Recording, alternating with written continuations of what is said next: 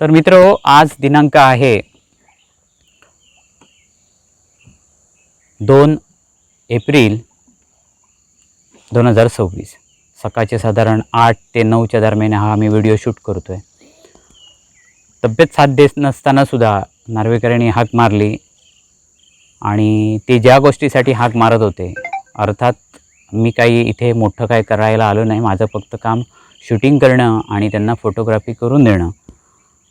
तर हे सगळं बघता बघता मलाही त्यांनी जो काही विषय मांडला त्याच्यात गांभीर्यता कुठेतरी दिसली आणि त्या गांभीर्यतेची व्याप्ती मोठी आहे असं मला सांगावंसं वाटतं आहे.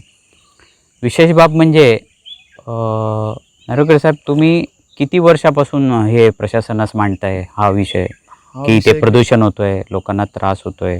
2020 पासून. 2020 पासून.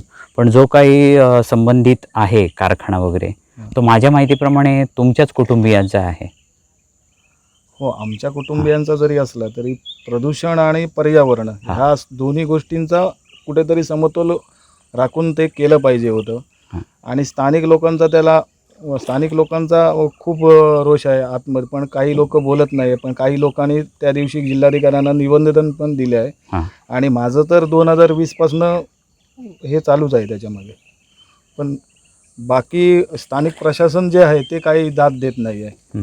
ग्रामपंचायत असू द्या किंवा जिल्हाधिकारी असू द्या. असं का होत असेल असं तुम्हाला वाटतंय? काहीतरी संबंध असतील अधिकारी लोकांशी यांचे. आणि जो चालवतोय तो मेरिटाईम बोर्डमध्ये कामाला आहे. ओके, आपण त्या विषयात आपल्याला डीपला जाऊया नको असं मला वाटतंय. तुम्ही असं काही नाही आहे ना की तुमचे घरगुती काय वाद आहेत आणि ते कुठेतरी एकामेकाचे हेवे दावे काढताय, असं काही नाही आहे ना? नाही, सरळ पर्यावरणाचाच विषय. पर्यावरणाचाच विषय आहे.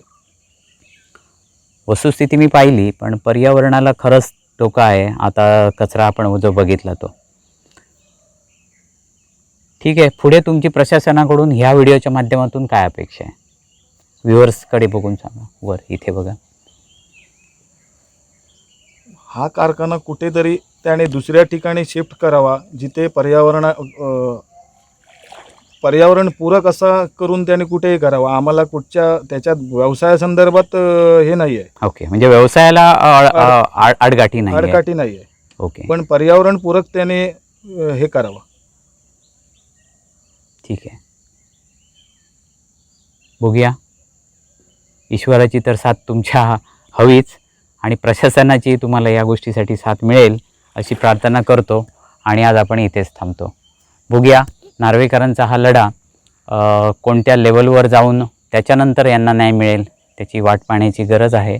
मी तर म्हणतो वाट पाहण्याची गरज असू नये, कारण किती सालापासून तुम्ही हा संघर्ष करताय? 2020 पासून. 2020 पासून हे संघर्ष करतात. माझ्या मते प्रतीक्षा संपली असं म्हणायला हरकत नाही.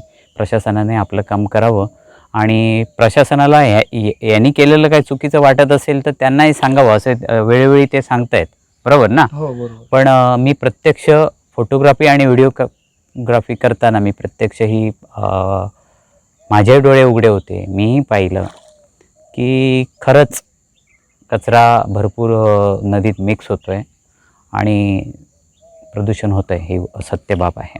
एवढंच सांगून थांबतो आहे. धन्यवाद.